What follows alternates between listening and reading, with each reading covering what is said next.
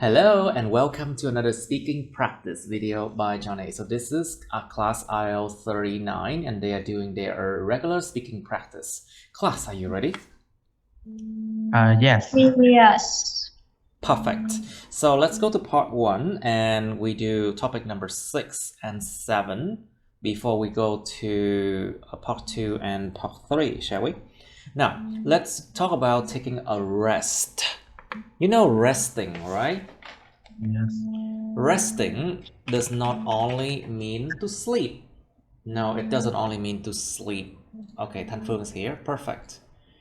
So resting, it's a noun.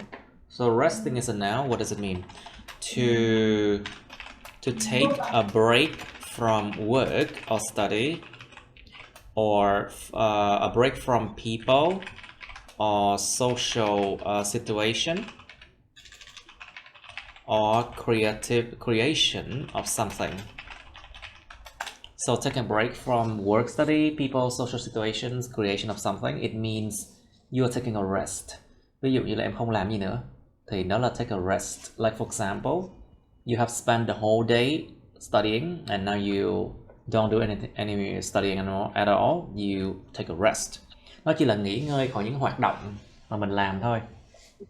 If you don't want to talk to people because you have talked a lot, you take a rest from them. Nó cũng là nghỉ ngơi khỏi giao tiếp xã hội, you know. Or if you create something new, like you write something new creatively, and when you feel like you cannot create something more, you take a rest. That is called creative rest. Cái chuyện mà nghỉ ngơi khỏi chuyện mà sáng tạo á, nó cũng có nữa. Nhiều khi mình sáng tạo, mình viết nhiều thứ quá, hoặc là mình sáng tạo nhiều thứ mà đến lúc mà đó mình không thể sáng tạo được nữa, đó là lúc mình cần nghỉ ngơi.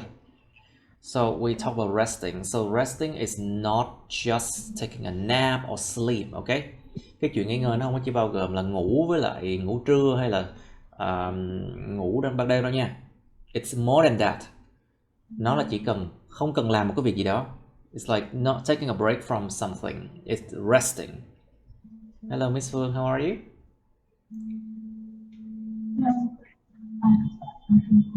Okay, I cannot really hear you well. Try again. No. Hello. Okay, Miss Phương, I suggest you buy a headset. Em mua cái headset mà có cái rau chuyên dùng để gọi học online nha. Try to buy that one so you can improve your I think there's something wrong with your microphone. I think so. Okay, so let's talk about taking a rest now. So how often do you take a rest?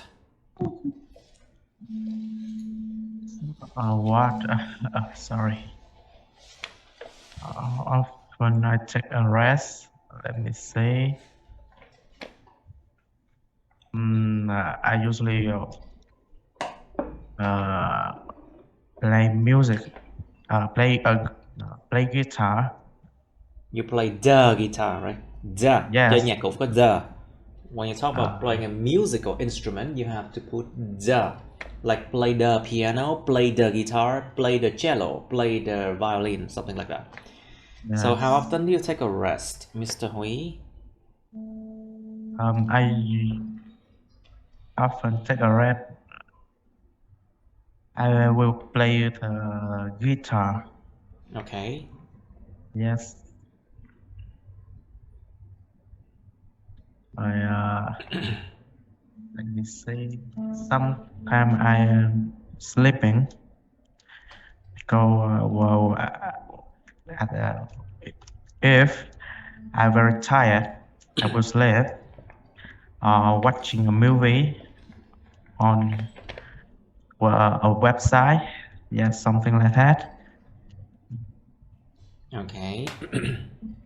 Right, but this question concerns taking a rest. It doesn't concern your activity, Mr. Hui. Em có nói lạc đề em gì? Are you being out of topic?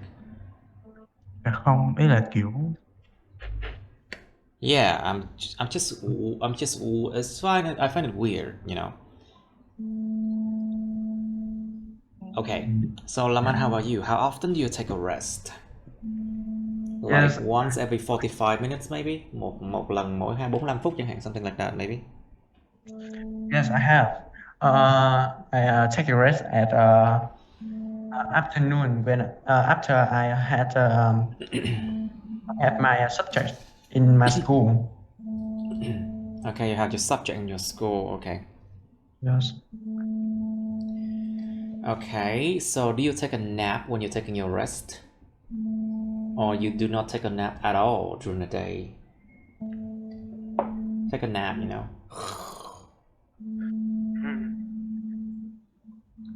Laman, do you take a nap when you take your rest? Yes, I take a rest at afternoon. Yes. No, the question consider, do you take a nap when you're taking your rest? Có ngủ khi mà em nghỉ ngơi không? Careful. Yeah. Yes. But okay, try to expand it. Cố gắng mở rộng ra. Tại sao? And how does it make you feel? Something like that. When I go when I come home, I feel tired. We'll take a rest and sleep some 20 minutes. Yes. And after that, I will go to study. Okay, how about you, Miss Lin? Do you take a how often do you take a rest? Regularly. Đừng có tắt mic như Linh ơi. Don't turn up your microphone. Bad habit. Okay, how often do you take a rest? I regularly take a rest when I feel tired or my brain feel exhausted. Exhausted. Exhausted. Exhausted. Exhausted. Exhausted. Exhausted. Exhausted. When my friends feel exhausted. Okay. Ủa mà câu này liên quan đến your friend đâu? This question doesn't concern your friend. Brain là cái não. When my brain. When my brain. Brain nha. Brain. Brain. You know, I'm a student. Brain. For my brain. Brain. Okay. You know, I am a student, so I have a lot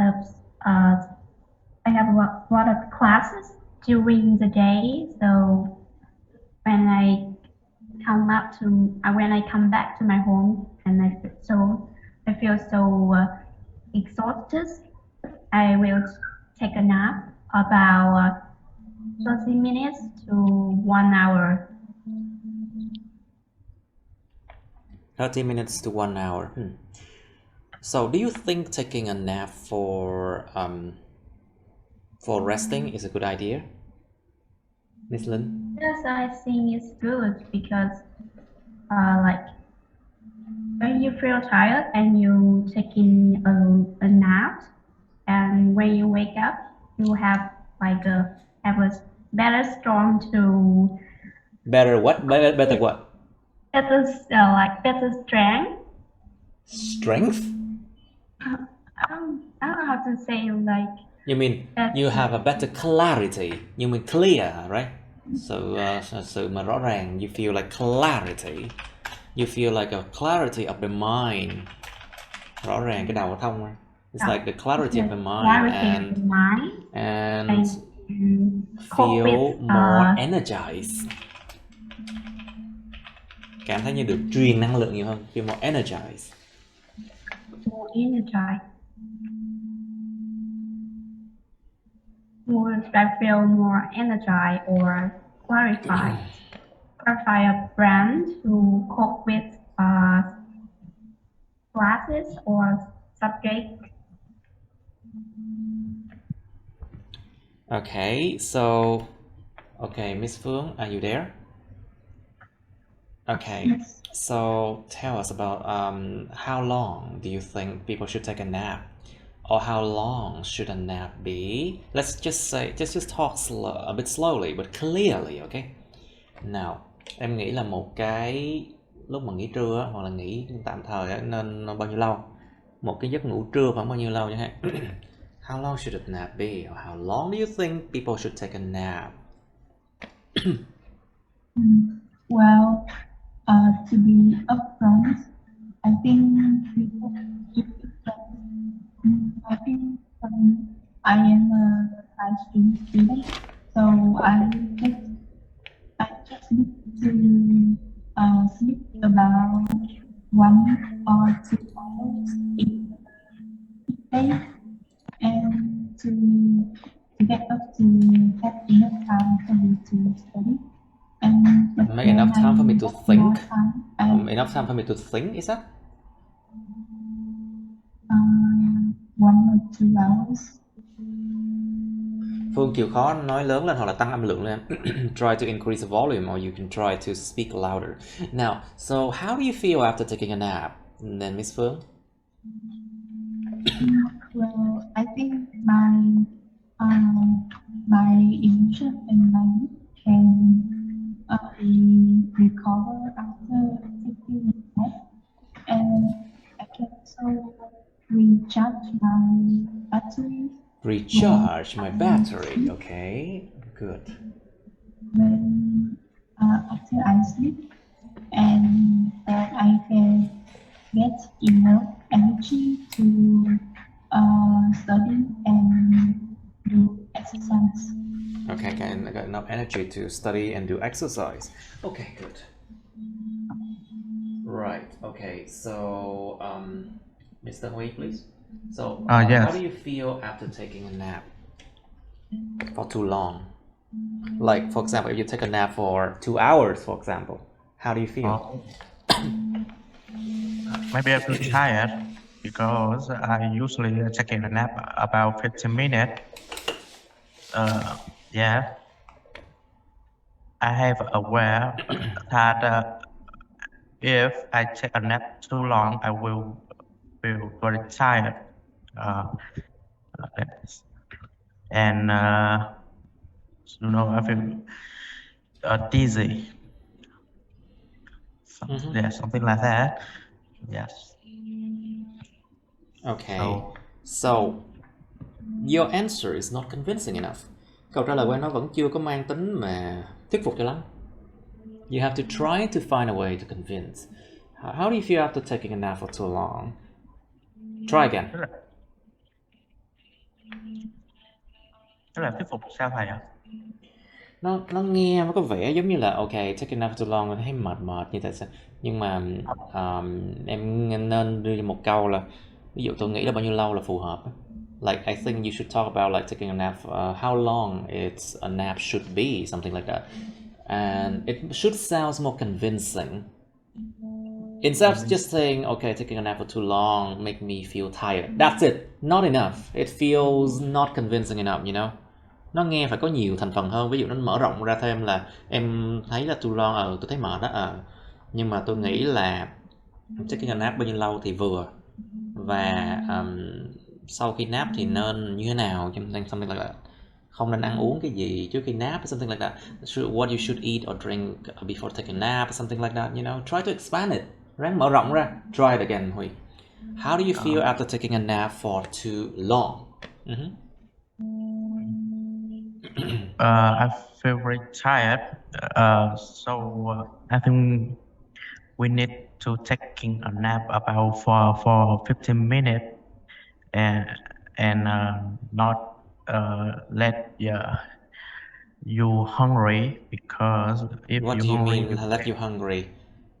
You mean đấy là kiểu là đừng để bản thân no, mình try to đói. speak English. You shouldn't Let be yourself, hungry. You don't let shouldn't let yourself- yourself be hungry when you take a nap, right? Yes, because it will when you wake up. Yes. Yes. You will feel tired, very tired. Okay. Because, so you need to Tired mà fall. nhiều khi nhức đầu nữa nha. You might have headache, and also it might affect your productivity. Nó ảnh hưởng đến sức sản xuất lao động của mình luôn nha các bạn. Không có đùa đâu. Productivity thực sự mà nói là nghiên cứu ta nói là Chỉ nên take a nap khoảng 15 đến 20 đến nửa tiếng thôi. Nhiều hơn có thể gây ra phản tác dụng. Sometimes I think half an hour is fine. 15 minutes to half an hour is fine. 45 it's maybe a bit too much maybe. But an hour, more than an hour might be bad. Alright, how about you, Laman? Is it important for you to take a rest every day? Or you can just work every day and doesn't stop? And don't Yes, stop? I think taking nap is should be some about 20 minutes to 1 hours when you are feeling tired. Tired or tired? Tired. It can you can nap every day. It will receive you more power for job. Yes. Okay.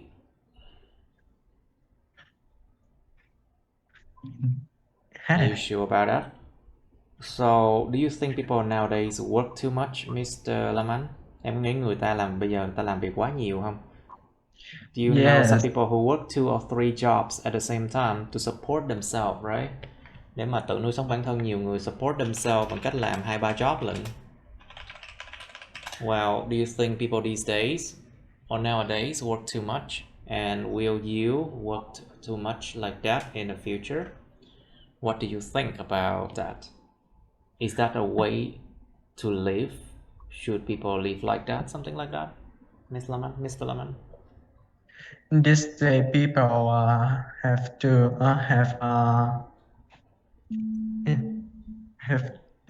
làm việc nhiều rồi sao ta? Làm gì em? This day people spend your time for Their job time. is too much. These days people spend their time. Their time? Thì people phải là their time, thời gian của họ. Spend their time too much. So you think I should work less? You think I should work less? Because today I have to teach 4 classes. Maybe I work too much today, yeah? They on way do 3 jobs or at a 3 jobs at a night site. At a what? You know the word you know the word to work part-time, or in the past people say moonshine, cái động từ moonshine. Moonlight, sorry. To moonlight, động từ to moonlight, không phải là ánh sáng mặt trăng gì đâu. Động từ to moonlight, you see the moonlight to work an extra job, especially without telling your main employer. Làm thêm việc, đặc biệt là giấu không nói cho cái người mà công việc chính của mình biết. To moonlight, làm việc phụ.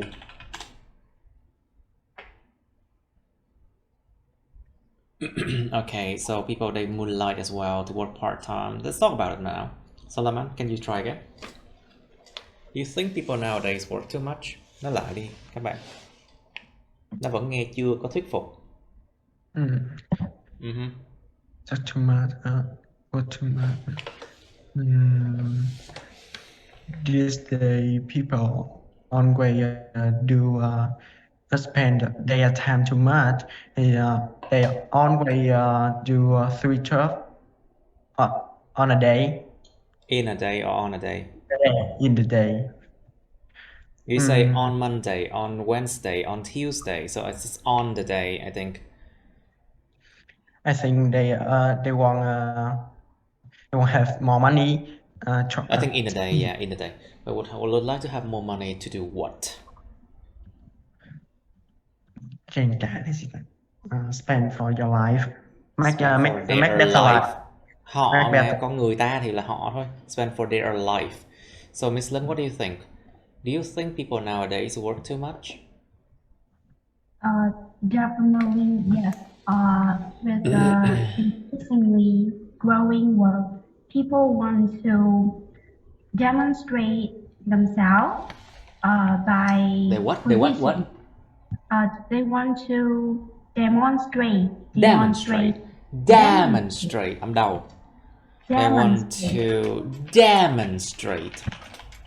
To demonstrate. Thể hiện, biểu hiện ra. Giống như là trình bày ra. Demonstrate themselves. And their ability, right?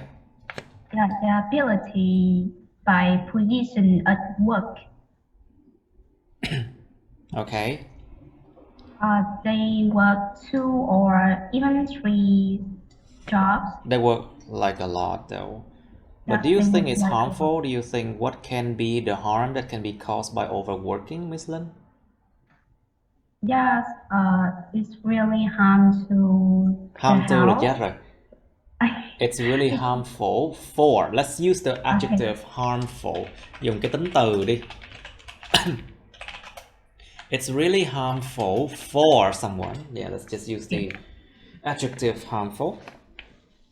It's really harmful for their health. Harmful. Cái âm đó là âm xoa, âm yếu hơn. Phầu. Harmful. It's really harmful for. It's really harmful for health because if they don't care or not awareness about their health, they can cough a lot like Mr. John. Có thể ho rất nhiều như Mr. John vậy đó, do hệ dạy nhiều. Anh nói nhiều. So Miss Phương, tired and they can discover the disease that they suffer from. Discover or recover. Discover disease. Để khám phá ra những căn bệnh. They can discover the diseases. No, they can develop diseases. Có thể phát hiện ra, nó dùng cái chữ develop ở trường hợp này phù hợp nhất. They can develop diseases. Chứ không phải là discover diseases nha. Discover là em là nhà phát minh sáng chế, hoặc là em làm bác sĩ thì mới discover. If you are a doctor or inventor or something, you discover things. But here, if you have a disease, it's to develop diseases. Cẩn thận với cái logic. Be careful with the logic. Tired and feel tired and stressed because of a lot of work and can develop diseases that they suffer from. They suffer from, yeah. Suffer from. Yes. All right. So, Miss Phương, let's talk about farmings and farms. So, Miss Phương, have you visited a farm before? Em từng viếng thăm nông trại nào chưa? Well, luckily, I have a chance to. Luckily or unluckily? Nó tùy vào mình coi là cái chuyện này là may mắn hay không. Is it luckily or unfortunately or fortunately? Have you visited a farm before? Of course, I have had a chance to visit a farm when about 2 years ago, and I remember that it was a memorable time. Memorable. Các bạn để ý mấy cái chỗ âm nhấn á. Be careful with the stress pattern of the words. It was a memorable, nhấn âm đầu. Khi các bạn nhấn đúng, nó sẽ làm cho người ta chú ý cái nội dung các bạn nói hơn, và người ta sẽ take it seriously. Người ta sẽ gọi là nghiêm túc hơn với những lời các bạn nói, chứ không phải là mặc kệ muốn nói gì nói. You know, the people will be more serious with what you say if you do the stress pattern well. Memorable, đáng nhớ. Okay, what do you mean memorable? It's a memorable time for me to discover new kinds of creatures in the farm, and I could also have an opportunity to plant trees with the farmers, So I think I will the trip to I will what? I will what? I think I can have another chance to Have a chance to? visit another uh,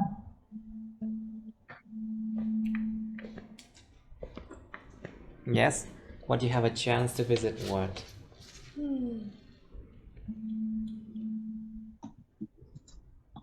Okay, so Mr. Laman, do you know how the people on the farm live?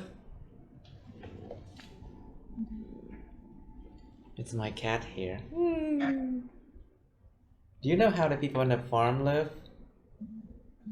I think people in the family same people in the I don't city think so. in the house. Can you wake up at 4:30 in the morning and taking care of chickens, pigs? Can you do that? City people do not do that. Người thành phố không làm gì đâu, không sống 4:30 sáng dậy cho xong rồi ra chuồng các thứ đâu, dọn dẹp các thứ đâu. No, they don't do that. So Laman, try again. Do you know how the people on the farm live? Because basically, if you say that they live in the same way, it implies that you don't know anything. Really, nó sẽ hàm ý là em không biết gì hết. It implies that you don't know anything. Let's try again, Mr. Laman.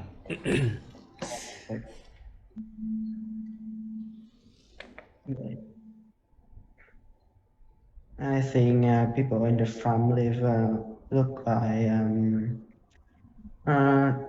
they will they will take a personal sanitary đúng không? Personal what?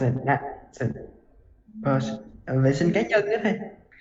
Personal hygiene. Take care of personal hygiene. Personal hygiene. Y kéo dài nha các bạn. Personal hygiene, chăm sóc vệ sinh cá nhân.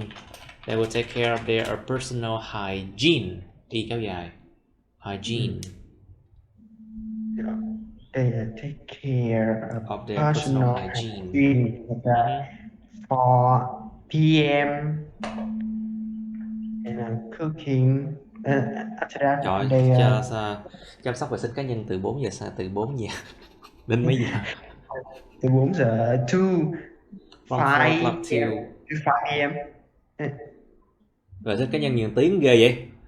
Tiếng em thường 1 tiếng sao ấy. Em make up mà tốn nửa tiếng hả? Dạ, thì em tắm lâu rồi. You take a bath or a shower for a long time. Okay, I get it. Okay. It's fine. Okay. Now, so Laman, what can or you or people do on a farm? Con người ta có thể làm cái gì ở trên nông trại? Think about if you visit a farm, what can you do? Like go see the animals, feed them, maybe, or horse racing, để đua ngựa chẳng hạn. Or basically, what else? Đi ngắm cảnh trên nông trại, to do sightseeing. What else? What can people do on a farm then? Laman, what do you think? Cố lên. Try. I don't know what I can in a farm, but I think people can do crop your plants. You mean people can cut grasses? Có thể cắt cỏ hả? Harvest. Cabbage. They can harvest. They can harvest cabbages. Thu hoạch bắp cải hả? They can harvest cabbages. Yeah. Sometimes they do that. Yeah. To breed They can take care of the cattle. Chăm sóc mấy con gia súc gia cầm. Take care of the cattle. What else then?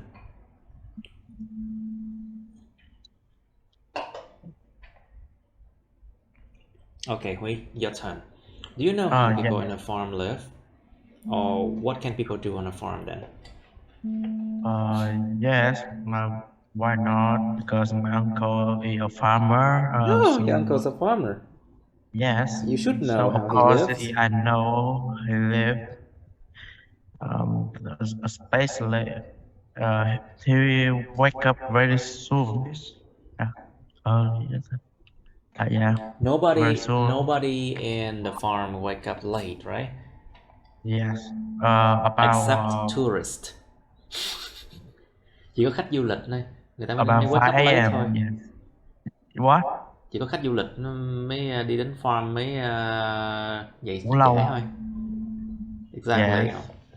But normally people on the farm they wake up very early. Oh. Yeah, very early, about 5 a.m. Yeah, because he live they live in a hill. Yes, a hill. So he very clean because he don't want any He don't insect. want. Đúng đấy. He doesn't. He doesn't. Trời ơi. Sorry, forward.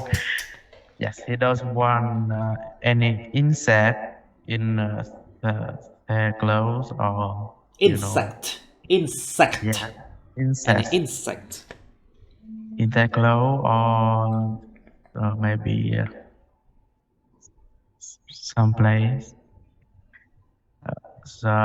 And he will watch the tree, the golf.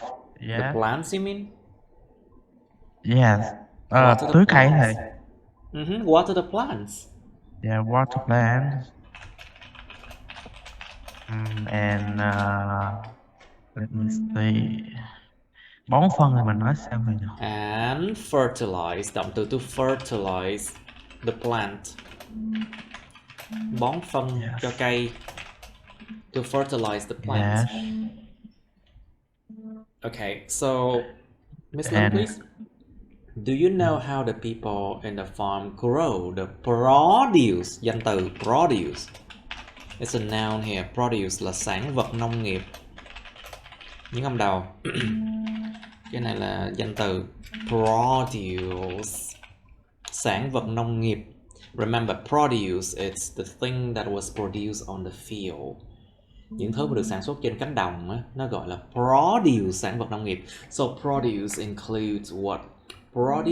Produce includes vegetables, fruits, meat from the cattle. Nó cũng bao gồm là thịt, trứng, sữa, rau củ quả, tất cả những thứ mà từ nông nghiệp. All the things from agriculture are called agricultural produce.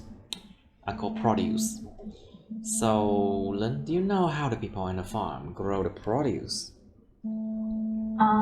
I think they drill firstly. What? They what? Drill. They grow. Đâu cần phải dùng quá khứ chị đâu. You don't need to use past tense in there. Just need to use grow, I think. Simple. I think drill. I mean drill. Đào cái lỗ hả? Drill. Gieo hạt ạ. Yeah. Gieo hạt là dùng cái động từ to sow. To sow seeds. Gieo hạt. So you know the saying you reap what you sow, right? Nó có một cái cách nói là gieo gió thì gặt bão. You reap what you sow. Mình sẽ reap lấy lại những cái gì mà mình đã gieo ra. You reap what you sow. Gieo gió gặt bão. So the word to sow, seeds, gieo hạt. Okay, let's try again. Lại lên này, lại đi, try again. Okay. The farmers will sow seeds and they take care of the plants regularly by watering or fertilizing. And for eggs or milk, they will take care of the poultry. The what? Poultry. You mean the poultry? Poultry. Oh, let's check out this word, poultry. It's plural. Poultry. Poultry. Gia cầm. Birds such as chicken that are bred for their eggs and meat. Gia cầm. Gia cầm là bao gồm vịt, chim và các thứ. Còn gia súc là nó bao gồm cái con bự hơn như con heo, con bò gì đó. Like cattle, basically, I think bigger. Cows, buffalo, bison often kept for their milk or meat. Cattle là con gia súc, còn poultry là gia cầm.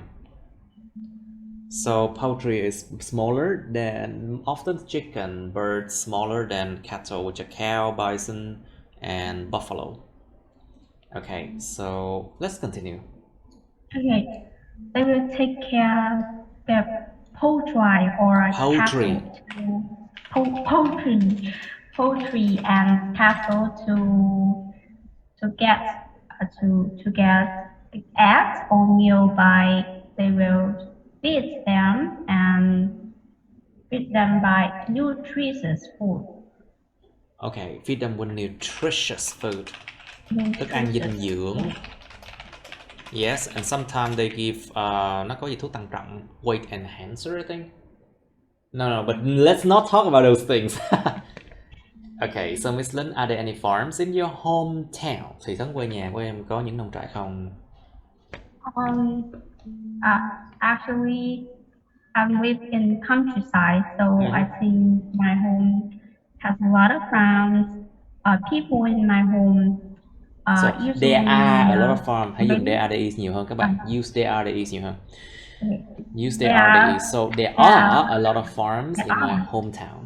There are a lot of farms in my hometown. People usually raise poultry like chicken. Poultry. Poultry. People Poultry. usually raise a lot of poultry or cattle. Usually raise a lot of poultry like chicken, duck, or duck. It's a lot of amount. Okay. Alright, so Phương, các bạn đừng tắt máy nha. Don't turn off your microphone. So Miss Phương, do you think farming is important? Các bạn có nghĩ là chuyện làm nông là quan trọng không? So farming, việc làm nông, chuyện làm nông, nghiệp. Do you think farming is important? Why not? Think about its take care of the food security, an ninh lương thực. Các bạn hiểu cái chữ an ninh lương thực là sao không? You know what food security means? If a country does not have enough food, that country will collapse very soon because everyone needs to eat. Một đất nước bắt buộc phải có cái nguồn dự trữ lương thực cho một cái thời gian lâu dài. Nếu mà không đủ lương thực dự trữ, cái đất nước đó sẽ chết rất là nhanh. So nó là một cái gọi là an ninh lương thực. If a country doesn't have enough food to survive, well, it will die very quickly. So you have to take care of the food security. They cannot export too much food. Không thể nào mà xuất khẩu quá nhiều được đến mức mà nó thiếu hụt trong nước được. You cannot export too much that lead to food shortage. You know, thiếu hụt lương thực không được. So, of course, we need farming. But Miss Phương, do you think farming is important? Why or why not? Well, definitely, I believe that farming is extremely important for Việt Nam, and farming is really important for many countries. And for example, Vietnam's economy is well known for its agriculture. So I think farming can bring food supply for people. And You mean we can farming can bring quick food and a source of nutrition, một cái nguồn dinh dưỡng. A source of nutrition, nguồn dinh dưỡng tốt. A good source of nutrition to the people, right? What else then? Còn gì nữa không ta? And they can also maintain the economy of our country. Of course, it can affect the economy of a country, but how? Cố lên. Like they provide a source of food and nutrients for people so that we can have enough energy to work and study. So we can contribute to develop their country by You can contribute to developing their country. by Okay. getting enough nutrients. Okay, Huy, try it. Would you like to live on a farm? In a farm? Why not? Em thích sống ở nông trại không? Maybe no. What? Why? Maybe no. Why?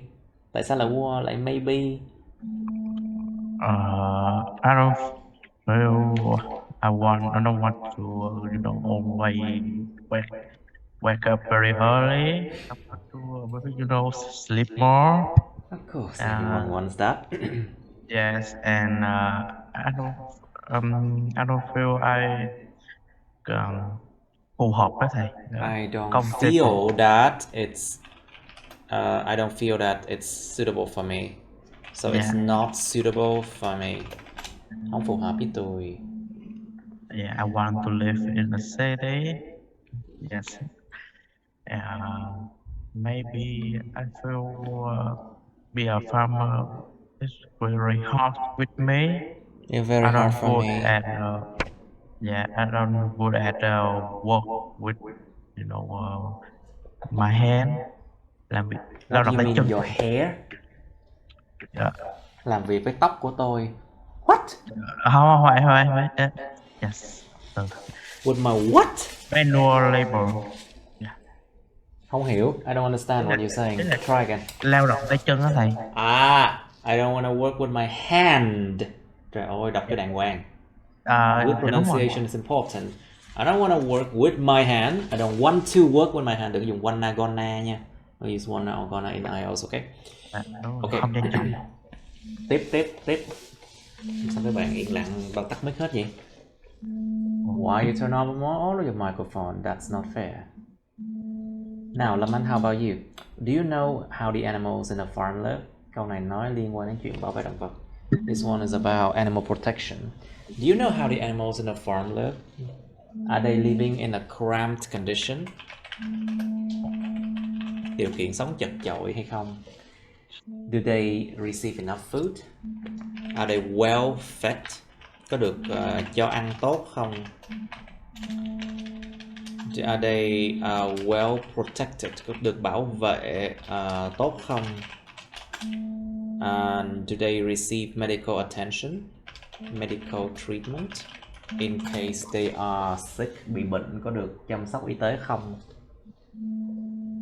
Do you know how the animals in a farm live?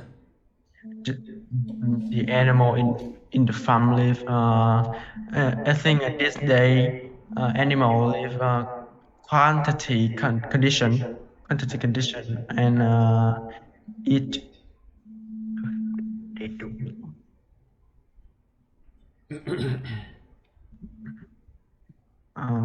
Nói đi. Can Try. the animal can eat complete eating, ăn đầy đủ, well fed. Well fed. Okay. The animals, you think they are well fed, right? Không cho ăn mập mạp làm sao mà nó đẻ, làm sao mà nó ra được nhiều thịt. If you don't feed them well, how could they be big so you can slaughter them? To slaughter an animal, giết mổ động vật. You have to feed them well in order to make enough eggs and to have good meat for selling, of course. So, Miss Lin, do you know how the animals in a farm live? I think when I see a video when on YouTube and on Facebook, I see poetry. Poetry. Lặp lại từ này 100 lần đi, please. Try to do it at home. Try to repeat that word 100 times. Poetry, not poetry. No, it's poetry. Poetry. Poetry. Poetry. I see poultry, especially chicken, live in a cramped room. In a cramped condition, a cramped room when there are like thousands of them in one room, right? Yeah. Cái phòng có cả trăm, cả ngàn con á. It's like okay. Especially small chicken, they have just like Yes. vừa mới sinh ra đời thì mình nói như nào hả thầy? Since birth, từ khi ra đời. Since birth, từ khi ra đời. Để mọi chuyện không hề fancy như trong những video cho trẻ nhỏ. Life is not fancy like in children's educational videos because farm animals, they don't live in a happy life, in a happy condition. They are not. Small chickens, when they see birth, they When will. When they see birth. cho đẻ con hả? When they give birth, you mean? They have just birth. No, chicken nó không give birth mà nó hatch, mà nó đẻ trứng. To lay eggs, chicken they do not give birth, they lay eggs, đẻ trứng. I mean like gà con vừa mới đẻ. Yes, but for chickens you have to use the word lay eggs because chicken do not give birth. Nó không có đẻ con mà nó là con đẻ trứng. You know? Yeah. Chicken they lay eggs, they don't give birth. Cows they give birth. Buffalo they give birth. Dogs and cats they give birth. But chicken they lays eggs. Mấy con mà thuộc họ chim, họ gà nó đều là lays eggs nha mọi người. Trời ơi, dùng sai từ là bị trừ điểm dữ lắm á. Use the right word, otherwise you get a reduction in your score. Be careful. Okay, then please continue. Continue, please. When chicken lay eggs, they dissociate from their child. You mean they dissociate from the tribe? Cái đám nó chạy ra khỏi cái đám đó, right? They dissociate from the tribe, right? That dissociates from the tribe, and the tribe doesn't have a happy life. They will blind. They will right? what? Blind. They will be blind. Nó sẽ bị mù á, quán gà ha. No. I think blind. Kiểu trói buộc ấy ạ. Bind. You mean bind? Bind. Cái âm cuối nó quan trọng lắm nha. The last sound very important. Bind. But I'm not so sure I understand what you mean by binding. Really, I don't. Thực sự không hiểu. Linh đang nói gì cho đó luôn á. Em nói là nó kiểu bị nhốt đi ạ. So they are kept in the cage. Bị nhốt trong chuồng. They are kept in the cage and they cannot escape. Yeah, they cannot escape. Cái này gọi là escape room phiên bản thứ thiệt. It's like escape room, like a reality show. And the famous will directly throughout small chicken, just they can get egg.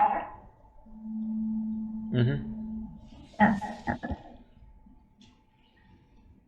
Okay. Now, Huy, do you think farming is important? Why not? Can you ask again? Yeah, farming. I will not repeat. Yeah, yes, why not? If okay, fine. Do you think farming is important? Why not? Hay có nghĩ Yes. làm nông là quan trọng không? Tại sao không? Yes, because if not if we don't have farming, what we can get rice to eat. Get it. Wait, what did you say? Nói Đấy là lại, không hiểu, I lấy don't đâu ra understand gạo. that. Try again that sentence, thử lại câu rồi. Đó là câu rồi ha. Cái câu đó, Hiểu cái cách em nói người ta không hiểu đâu. Try again. You think farming is important? Yes, because I think if don't have farm, If don't have, nếu không có, if there isn't, yeah, if there isn't have farming, there isn't là đã bỏ chữ have được rồi. If there isn't farming, nếu không có chuyện làm nông. If there isn't farming, we can get food to eat. About chicken, rice, egg. Anything else?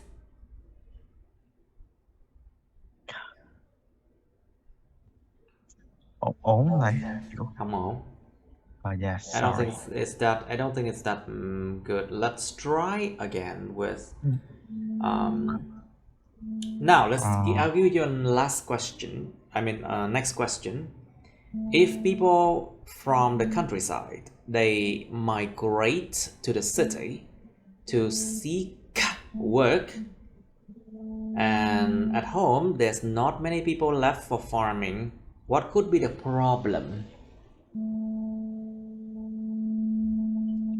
Think about it. Con người ta, người trẻ, các người từ dưới quê người ta lên cho thành thị hết để đi là kiếm việc làm. Dưới quê còn có vài người lèo tèo, không ai làm nông, nhiều chuyện gì xảy ra. Logic, come on, think. Suy nghĩ đi các bạn. So what could happen if fewer and fewer people work in farming?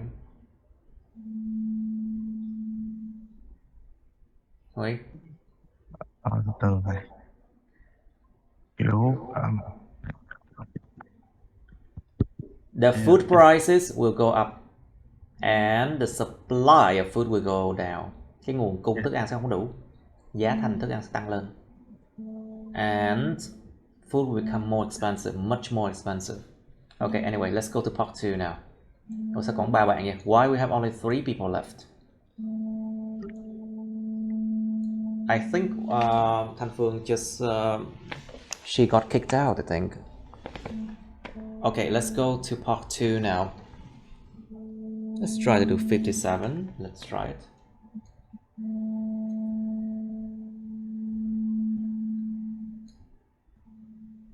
There you go. An interesting topic about mượn đồ. An interesting topic about lending. So, to lend and to borrow. To lend, cho mượn. This means you have something, you will give it to another person, and they have to give you back. But to borrow is when you ask the others so they can give their things to you. So một cái là cho mượn, còn một cái là đi mượn đồ. So to lend or to borrow. Let's talk about lending and borrowing. Chúng ta nói về chuyện cho mượn và chuyện đi mượn. Describe a thing you refused to lend. Miêu tả một thứ mà bạn từ chối cho người khác mượn. It can be money, it can be any objects that you have. Có thể là bất kỳ thứ đồ nào mình có nha mọi người. It can be anything you have. Describe a thing you refused to lend. Miêu tả một thứ mà bạn từ chối cho ta mượn. You should say what the thing was. Cái thứ là thứ gì vậy? Who wanted to borrow it from you? Ai đã muốn mượn nó từ các bạn? Why he or she wanted to borrow it from you? Tại sao cái người này lại muốn mượn nó từ các bạn? Explain why you refused him or her. Giải thích tại sao bạn lại từ chối cho anh ta hoặc cô ta. There are things, there are things you should never lend people. Có nhiều thứ mà không bao giờ nên cho mượn. For example, money. Thứ nhất là tiền đó. The second is boyfriend or girlfriend. Không cho mượn bồ nha. The third thing is, of course, personal items like phone. Your smartphone. Do not let people borrow your smartphone. Không cho con người ta mượn điện thoại thông minh của mình nha. A lot of things can leak out. Có thể nhiều thứ nó sẽ bị leak đấy, sẽ bị tuồn ra ngoài đấy. Do not let others borrow your underwear, for example. Không cho mượn quần lót, đồ lót chẳng hạn. Personal item you cannot give people, lend people. Những cái đồ cá nhân không thể cho người ta mượn được đâu. Alright. Let's do part 3 of borrowing and lending things. Phần 3 của chuyện đi mượn hoặc là chuyện cho mượn đồ. What situation should people lend things to others? Có những tình huống nào mà con người ta cho mượn người khác những thứ đồ? Tại sao? Think about the fact that many items can be very expensive and the owner of the items might not or may not use them. Có thể cái người mà chủ của cái món đồ không sử dụng nó. So many items are very expensive, và nhiều thứ đồ mắc tiền lắm. So people, they can borrow it from the owners of the items. It helps, you know. But the problem is, a lot of the time when the item are returned, it might get damaged. Nó có thể bị hư hại khi mà người ta trả lại nha. When the items are returned, it might get damaged. So the question is, what situation should people lend things to others? Nó hỏi nhắm vào cái tình huống nào con người ta nên cho mượn đồ. Tại sao?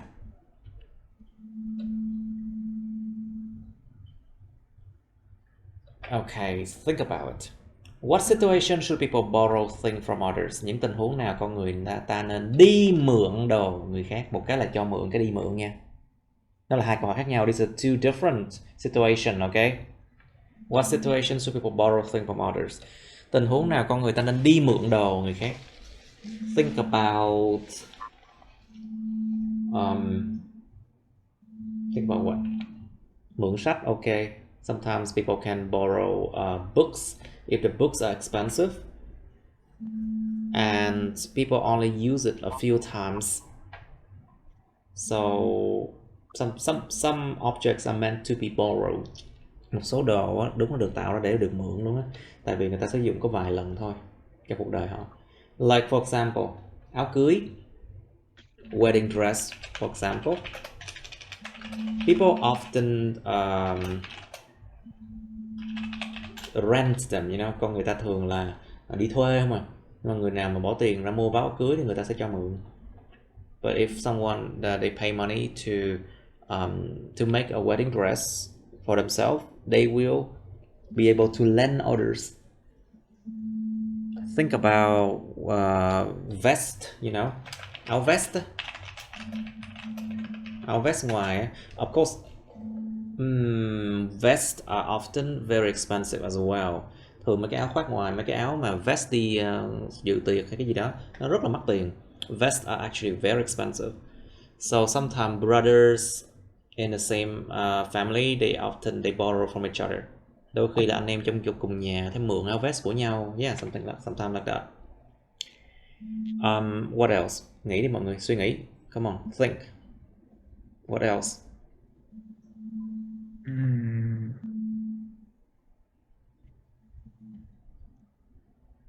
Camera. Okay. Yeah? The camera. What camera? Electronic, you mean electronic equipment, right? Thiết bị điện tử. Yeah, electronic equipment, sometimes people can borrow from each other, yes. Nhưng mà cái nguy cơ làm hư rất là cao đúng không? The risk of breaking them is quite high, so no, maybe no. What else? À đúng rồi, hay mượn mấy cái đồ như là đồ sửa chữa nhà, như là máy Máy khoan chẳng hạn. The drill, máy khoan.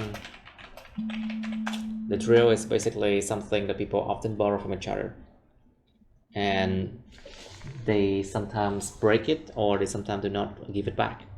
Thường mấy đồ đó mượn không bao giờ mình trả lại, thường vậy. Okay, why is lending money to others a risky thing to do?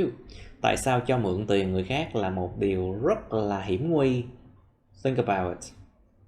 I think all of you know the answer for this. Mình nghĩ các bạn đều biết là câu trả lời chỗ này rồi. I don't think I need to tell you, right? Now, should people borrow money to buy expensive things? Why not? Con người ta có nên mượn tiền để mua những thứ mắc tiền hay không? Tại sao không? Think about what else? Cái nguy cơ để mất mối quan hệ, the risk of ruining, the risk of ruining, the risk of ruining a relationship, nguy cơ mất bạn, nguy cơ hủy hoại một mối quan hệ, the risk of ruining a relationship. Okay, and also borrow money to buy expensive things can do what? It can lead a person to great debt. Nó có thể dẫn một người đến những món nợ lớn nha. It can lead a person to great debt. Cẩn thận, từ này đọc là debt chứ không phải là debt.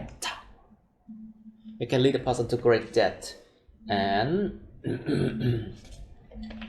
financial distress, sự căng thẳng cực độ về tài chính, and possible bankruptcy, sự phá sản. It can lead to bankruptcy later, you know. Thường là mượn một món tiền mà lớn, mua đồ mắc tiền á, thì cái nguy cơ phá sản, nguy cơ đổ nợ nó cao lắm luôn á. It's like it's very risky to borrow money to buy expensive things. Like don't borrow money to buy iPhone 14, okay?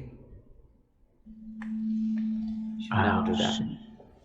Alright, so you think about it, class. Cho mọi người 3 phút á, to think about part 2 and part 3 as well, okay? Sao Linh với Phương yên lặng hoài vậy? Why you mute your microphone all the way? Là cái 57 đúng không? Yeah, it's 57. Okay. Trời, giờ em còn hỏi nữa, trời đất ơi. Hoặc là chắc mà tại em hát Why you have to ask? It's 57 I've been talking about. Alright, so 3 minutes back. Okay, let's talk about it. Mở mic mọi người. Turn on your microphone. All of you, please. Okay, Miss Phương, you first. Please describe a thing you refused to lend.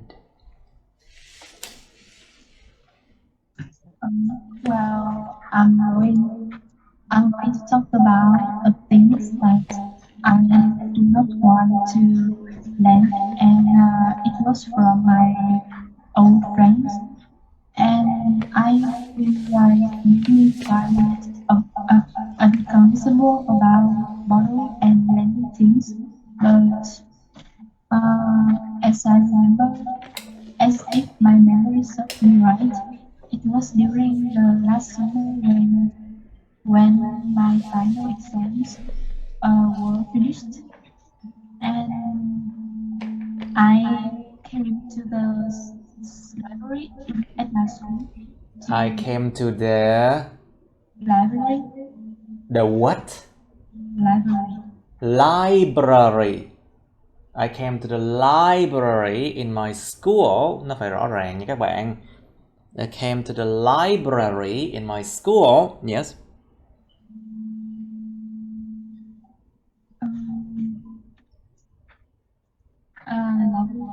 At my school, and I found. Rõ lên, trời ơi, Phương ơi, cứ nói nhỏ, càng ngày càng nhỏ lại, bực mình á.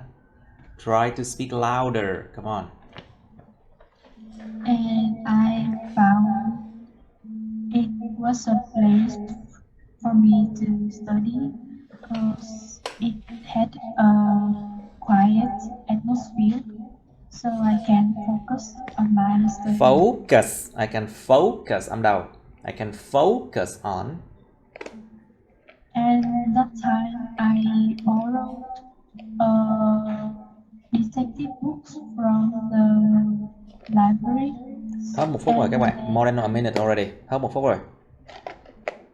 And then I came home and told us my story with my friends, and she wanted me to lend the book for her. And at first I didn't want to lend her the book because I borrowed from the library. Then Xong I cái mất sách decided luôn phải to không? give her. And then finally she lost the book now. And I'm scared she losing the books because she has a careless correct She's a careless person. She's careless. personality. But after I just decided to lend her the book, but as I expected, she lost the books and she came to meet me and say sorry, and then she decided to pay the money for the library to for losing books. And I think that moment was quite like a bad memory for me. So I think maybe in the future I can carefully think before lending someone my items and stuff. Okay, but don't use the word stuff, okay? Đừng dùng chữ stuff trong IELTS nha, nó rất là bất lịch sự luôn á. The word stuff in IELTS is actually very informal and impolite as well. Use the word items or things or objects or personal possessions. Những đồ sở hữu cá nhân. Personal possessions. Use that word, okay? Okay. Alright, so now next is Mr. Laman, please. Can you describe a thing you refuse to lend? The thing I never to lend is my rough I hand. never want to lend is. Never wanted to lend. Ủa, mất công tại sao dùng quá khứ vậy? Just use simple past. The thing I never want to lend is. Lend. It's my rough hand. It's my what? Girlfriend. Of course, girlfriend, of course. Yeah. Cho mượn bạn gái nha. Oh, never. Because you when you choose someone to do your lover, that is Yes. that is who very important in your life, and you should protect them and form and tender relationship between you, your lover, and your friend. It can ruin the relationship between the two persons. What else then? Ủa, nó vẫn chưa đi vô cái câu chuyện. It's not in the story yet, and you lost 1.5 minutes already. 1 phút rưỡi mà vẫn chưa vô câu chuyện nha. Trời ơi, chết rồi. Part 2 maximum 2 phút thôi nha. Remember, you have a maximum of 2 minutes for each task. Careful.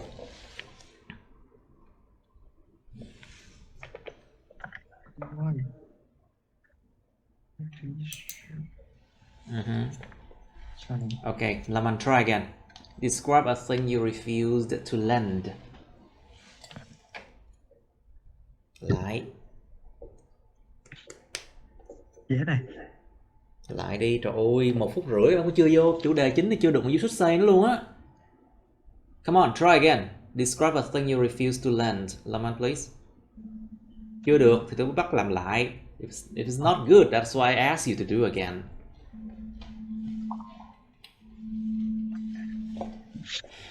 Thôi được rồi, để cho làm lại sau. Okay, Miss Lin, please, your turn to describe a thing you refuse to lend, please. Okay. There are a lot of reasons that I refuse or consider to lend my money. Wait. When I consider. When I refuse and consider to lend my money. Okay. Okay. Okay, please continue. Please continue. Okay. I just allow my close friends to lend my money, but the friend isn't close to me. I didn't. Okay. This friend usually lend my money because when they have a financial problem or they fall in a dangerous situation and they need money. Okay. And the reason that I refuse or consider to lend my money because when I decided allow somebody to lend my money, they never pay me back. Because they never pay me back. Em nói lặp lại quá nhiều. You repeat a lot of things.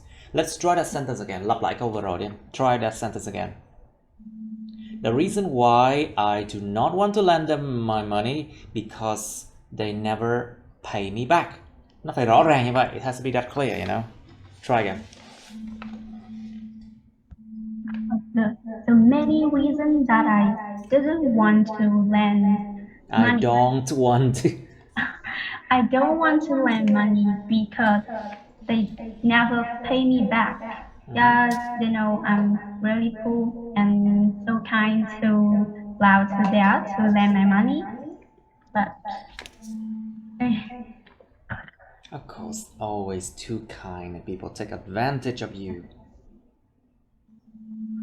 Because they were so toxic, because they never pay me back, and even I will lose my relationship. I will lose. I will lose my relationship. Phải dùng đúng hiện tại đơn. Have to use simple present in this case. I might lose the relationship. Trời ơi, hỏi kêu yêu cầu trả lại mà giống như lạy nó đó, trả lại. Sometimes it's like begging them to pay me back. But the problem is they ruin the relationship right from the moment that they do not pay you back on time already. Ngay từ cái lúc nó không trả lại đúng hạn là nó đã ruin rồi. So, just have to push them anyway.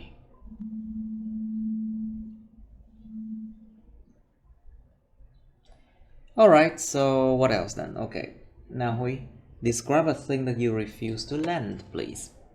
Of course, I think I will refuse to lend. It's your turn, and then I will come back to Laman. Yeah. Okay. Yeah. I think I want to say my phone. Yeah, of course. Never lend your phone to others if you don't want to lose your Facebook. Don't want to have weird posts. Yes. And my friend always want to borrow my phone. Never Because do that.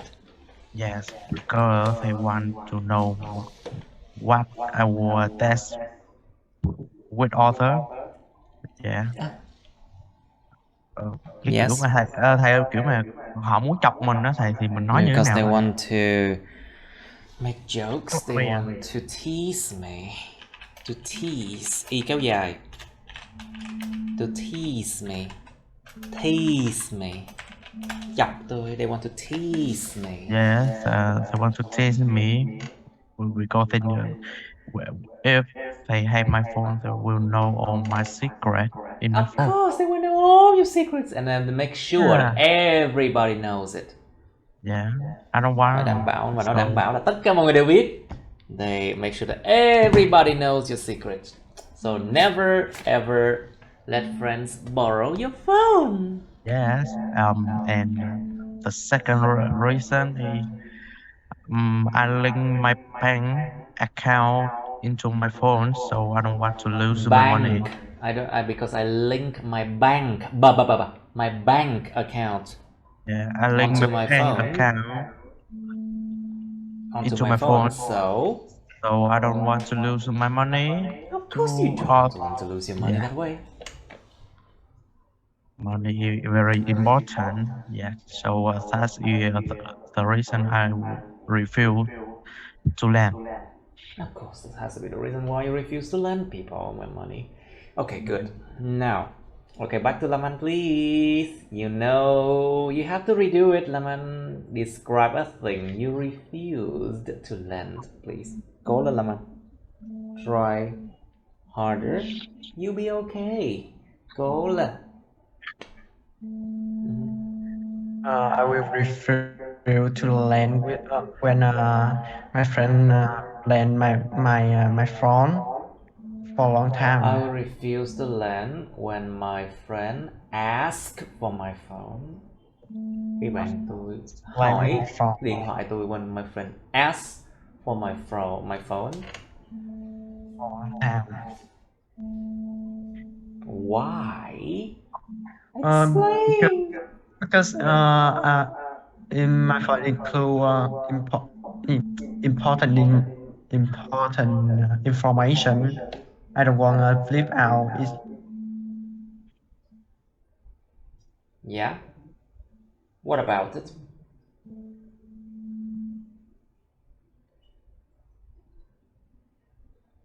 But still, you haven't described it, like who wanted to borrow from you or why she wanted to borrow from you. Nó vẫn thiếu mất cái phần đó. Hai phần luôn. Em chưa đụng đến chuyện là ai muốn mượn và tại sao người đó là muốn mượn. Nó vẫn không đụng cái chuyện đó, nó vẫn kỳ kỳ lắm. It's like it's really weird. You haven't actually go into details yet. You know? Okay, now let's go to part 3 of borrowing and lending things. So, Miss Phương, what situations should people lend things to others and why? Nó có những trường hợp bắt buộc phải cho mượn. There are situations when people should lend things to others. Why? I think that maybe, for example, before an exam, if you forgot to bring your pen, then you can. If they forgot to bring their pen, mới đúng. Họ quên đem bút của họ. If they forget to bring their pen, you should lend them your pen. Yeah. And I think lending others some suitable things can help us to develop our relationship. Develop our relationship, right? Can be like admirable by others, so I can be attractive and Can be what? Maybe attractive. Can be affected. Mình sẽ bị ảnh hưởng, I can be affected. Alright. So, what do you think, Mr. Huy? What situation should people lend things to others and why? Let me see. I think emergency situation, people should to lend. Should to là chết rồi. Đằng sau modal verb không có giới từ nha. After modal verbs, you do not have a preposition. After modal verb is a main verb. Đằng sau động từ chính, đằng sau cái động từ khiếm khuyết modal verb, nó phải là động từ chính luôn. Try again. I think emergency is a situation. In People should lend yes. things to others. Because emergency. Why not? It may have someone. Yes. It may help someone, yes. Yes. Maybe another situation I can think now is the people want to learn, have a good relationship with you. Okay. Yeah, why not? Maybe they are friend, girlfriend, mother, father, someone. Yes. I think that situation we need to learn. We will learn to other. Okay. Yeah. That's all. Good enough. So, Miss Lin, please. So, what situation should people borrow things from others, and why? What do you think? Bây giờ qua phần cho mượn nè. Sorry, lần này là phần mà đi mượn nè. I think, as we said, when people fall into emergency situations, like they suffer from heart attack or stroke. Heart attack, hurt hoài, trời ơi. Heart. Heart attack, nó gọi là bị nhồi máu cơ tim á, hay còn gọi là sự tấn công của loài tim. Heart attack, nhồi máu cơ tim. Heart attack and stroke. Then stroke. They will need a phone or like a car to deliver there to the hospital. Deliver them to the hospital, yeah? Yeah. Yeah, that's all. What else then? Còn gì nữa không ta? No. Okay. So, Miss Laman, please. Mr. Laman, why is lending money to others a risky thing to do? Think about it. Nãy có bạn nói rồi. Why is lending money to others a risky thing to do? What do you think? Tại sao lại rất là mạo hiểm khi cho ta mượn tiền? I think what can you lose when you do that? What can you lose? When you landing, when you cho mượn borrow hoặc landing mới cho mượn ta. Borrow là đi mượn. Còn landing là cho mượn đúng không thầy? Landing là cho mượn. So these are opposite situation. So why lending money to others is a risky thing to do? Tại sao cho mượn tiền người khác lại là một thứ rất là mạo hiểm? Because they can lose your relationship. So you make sure who can return your money 2 times. On time. Đúng thời điểm. On time. Because it's tough because there's nothing that can ensure that people will return the money on time. Không có gì có thể đảm bảo được người ta sẽ trả lại tiền đúng lúc đó. Yes. Nothing can ensure people can return the money on time. You lose your relationship and the money is not okay. Yes.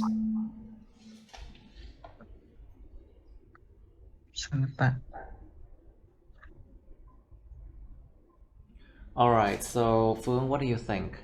Why is lending money to others a risky thing to do? I think it really depends on what person that we lend. It's always risky. Lúc nào nó cũng risky cả. Very risky actually. Mà cho mượn nó mất luôn á. Like if you lend money to others, expect to lose that money already.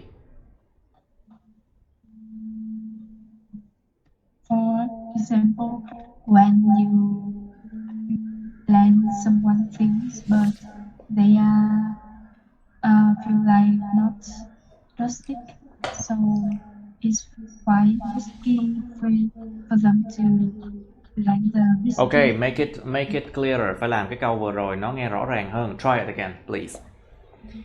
Because I cannot understand what you say. Thực sự không hiểu luôn á. Em nói lại câu vừa rồi đi. Try again that sentence. Well, I think it's quite risky for people to lend the untrusted people things. Lend what? Untrusted people. What? Untrusted. Untrusted. What is that? There's no word like that. Không có từ nào vậy đó. Untrustworthy. Không đáng tin đó. Untrustworthy people. Okay. And I think those untrustworthy people can take the things away.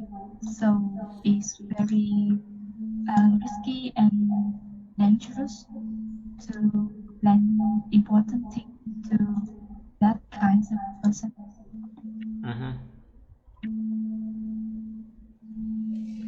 All right, good. It's a good answer actually. Now, so Mr. Hui, please. So, should people borrow money to buy expensive things? This one can be borrowing money from the bank. Cái này có thể là bao gồm mượn tiền nhà băng đó nha, hoặc là mượn tiền từ bạn bè các thứ.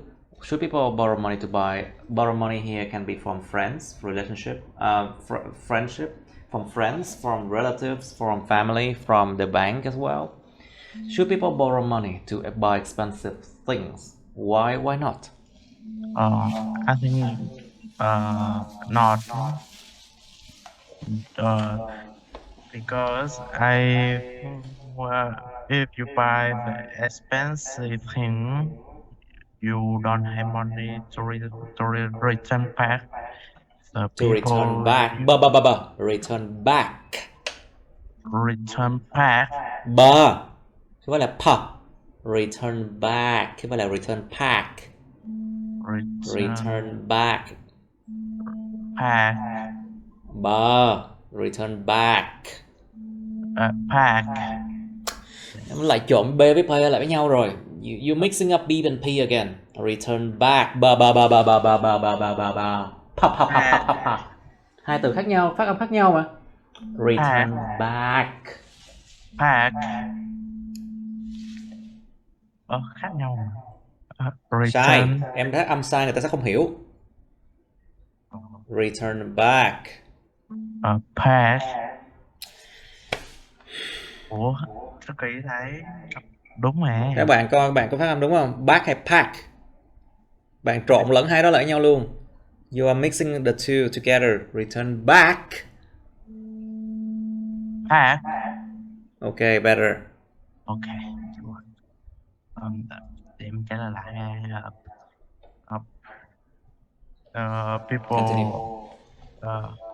People borrow money to buy expensive things. They will don't have money to return. They will not have the money. They will not have the money. They will not have the money to return to the people you borrow. No, to return to the people they borrow the money from. Để trả lại tiền đối với cái người mà họ mượn tiền từ người đó. To return to the people they borrow the money from. Okay, and nó chỉ là một thứ thôi. Okay, but that's not convincing. Nghe nó vẫn không có thuyết phục cho lắm. Có thể là những người mượn tiền mua những thứ mắc tiền á, họ sẽ phải mượn tiền thêm, tại vì những thứ mắc tiền đó nhiều khi nó cần có thêm tiền để mà nó bảo dưỡng chẳng hạn. Ví dụ mua đồ iPhone đi, mua đồ Apple thì sẽ biết. Mua đồ Apple là cái gì, mua đồ Apple nó cũng phải mua đúng đồ Apple để mà có thể xài chung với nó, you know? Cho nên nó còn phải mượn thêm tiền nữa cơ. Like sometimes expensive items require you to buy expensive accessories. Accessory.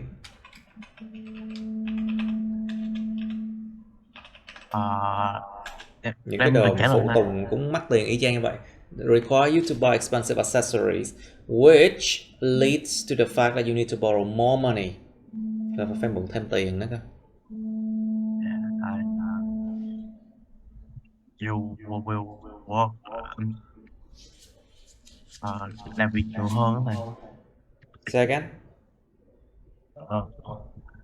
You will let's see, cái kiểu mà mình gọi là mình tăng giờ làm đó thầy, kiểu phải tăng giờ làm.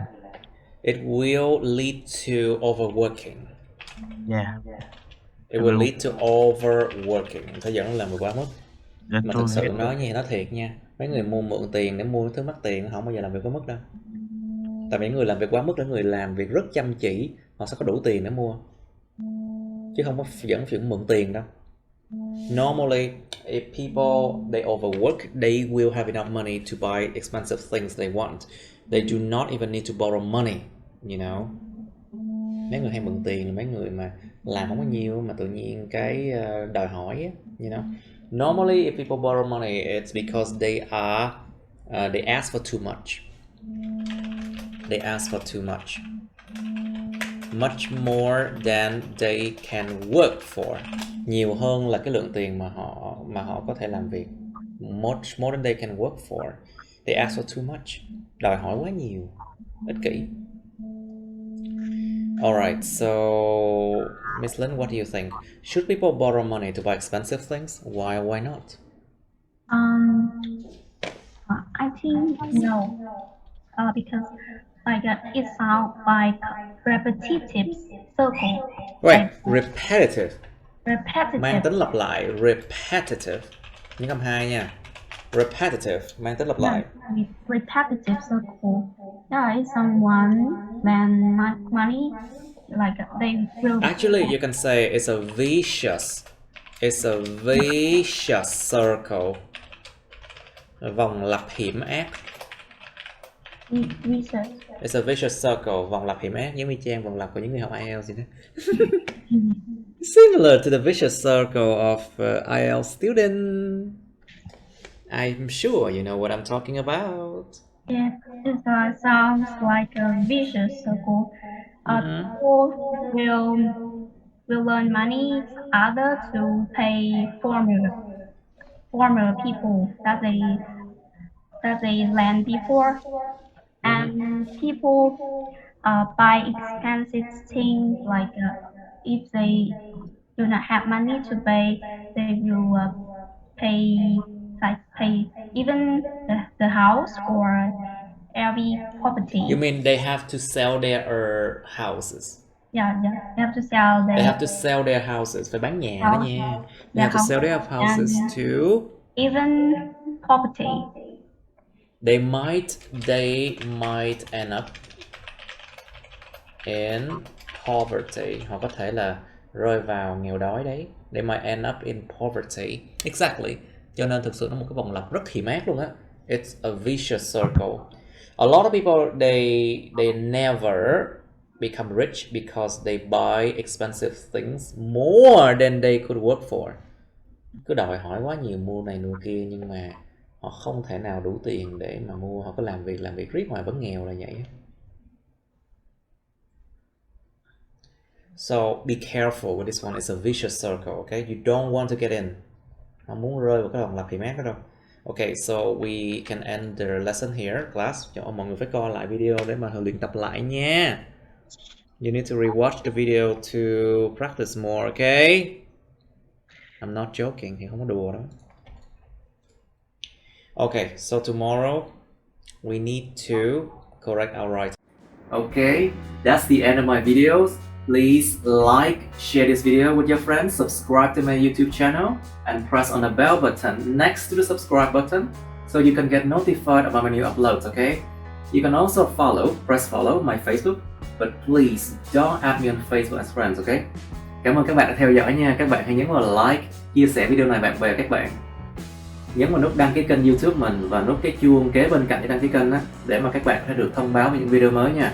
Các bạn cũng có thể nhấn vào nút theo dõi Facebook mình, nhưng nhớ đừng kết bạn Facebook mình nha. Thank you and see you. Bye.